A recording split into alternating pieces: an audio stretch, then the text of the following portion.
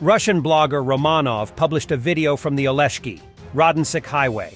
Number of annihilated Russian equipment is visible. For the record, this is the left bank of the Dnieper, area under control of the Russians, for now. Ukrainian FPV drones and artillery destroying Russian equipment in the rears. And while Russian propagandists are in panic about the Ukrainian attack over the Dnipro River, Sladkov is commenting on Avdiivka, admits that the only method still available for Russians in terms of advancing is meat assaults. He keeps sending these weird signals when he says Russia will definitely fight to victory, but then lists essentially impossible requirements to achieve this. The Avdiivka direction has revived again. Cannonade is ongoing, but not like last week. We happen to be driving near Donetsk, and suddenly it boomed right above our ears. Veterans of the Great Patriotic War were not too fond of the film Belaruski Train Station for the line, "We will not spare the cost." Commanders said, "Take at any cost, huge losses were expected." I don't want us to take Avdiivka at any cost. I want it to be classic. 1. Gaining air supremacy. 2. Destruction of enemy fire weapons. 3. Attack.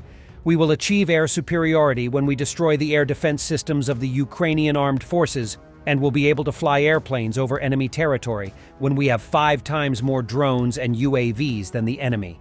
The Ukrainian armed forces' weapons can be destroyed in counter-battery combat if we have artillery reconnaissance, but we don't have it. So only the attack remains then. The meat assaults? We need to stop doing things like that. I am sure that I am unanimous with commanders at all levels. Some good old doom posting on Avdiivka. The current results of the offensive, which has been going on for almost 10 days, are in no way worth the losses incurred. It may be early to make conclusions, but it could be noted that the first major operation by Russian army without suicide squads, Wagner convicts, did not bring the expected and advertised results. Turns out you need a bit more than throwing human waves at the enemy. Russian forces were unable to achieve a major success.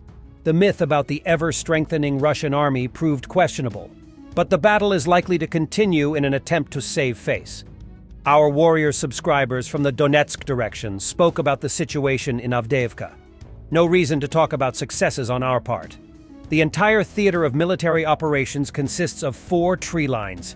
If we manage to knock the enemy out of the line of defense, then they completely destroy all the trenches with artillery and tanks.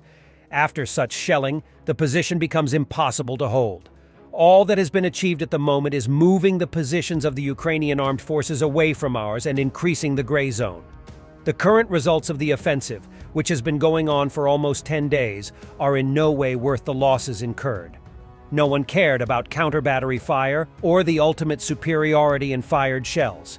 To put it quite frankly, the sector of the front most fortified by the enemy was chosen, and no other result should have been expected. And after the new escalation between Israel and Palestine, Amir Weitman, chairman of a faction of Israel's ruling Likud party, threatens Russia on Russian propaganda channel RT.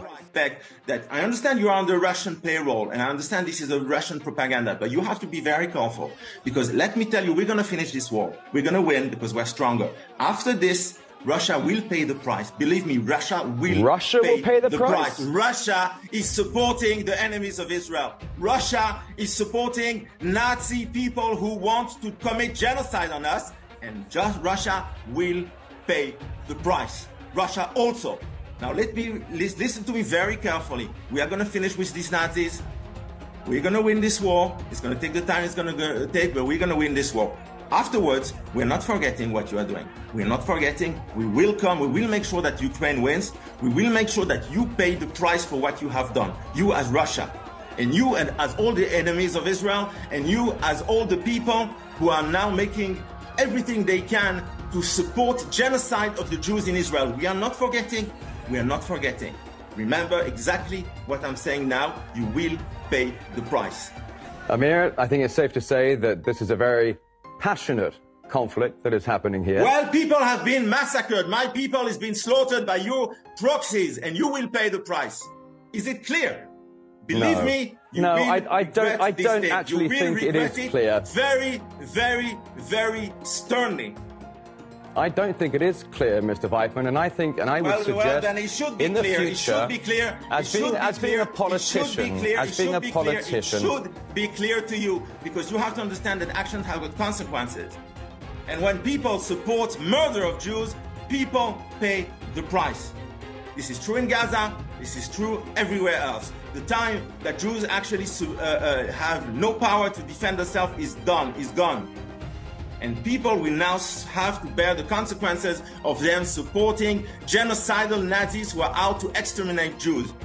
What we have seen 10 days ago is not something normal. We have seen these Nazis going out massacring people in the streets, babies, beheading them, older people, women, raping, all these things. You've seen them with your eyes. How can you even dare to support the murderers? I tell you frankly, the public opinion in Israel has changed. We are not now where we were 10 days ago. Bibek Khatri from Nepal, fighting on the Russian side, was taken prisoner by Ukrainian armed forces near Avdiivka. He signed a contract with the Russian Ministry of Defense and served in one of the Russian Airborne Forces brigades. Khatri openly admitted that he went to war to kill Ukrainians solely for the sake of money. "I wanted to return to my mother as a successful man," he said. My name is Bibek Khatri.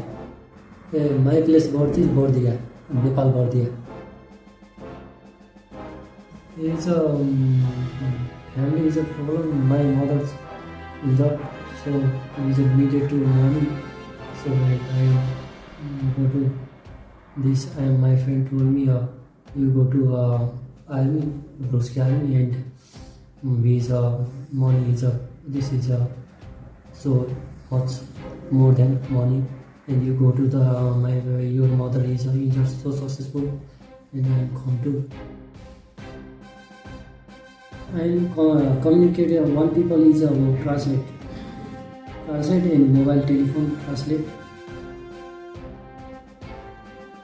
So many people kills, not about is a so every people is equal, not about it's people kill it's not about.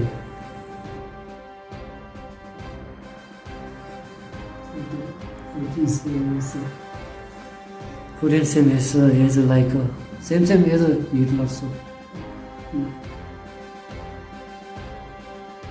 But Russia is a system is not good as. Thanks for watching and don't forget to subscribe. Also, if you want to support Warthog Defense, please become our member and get early access to new videos, exclusive members only videos, and become administrator in comment section. The membership link is in the description.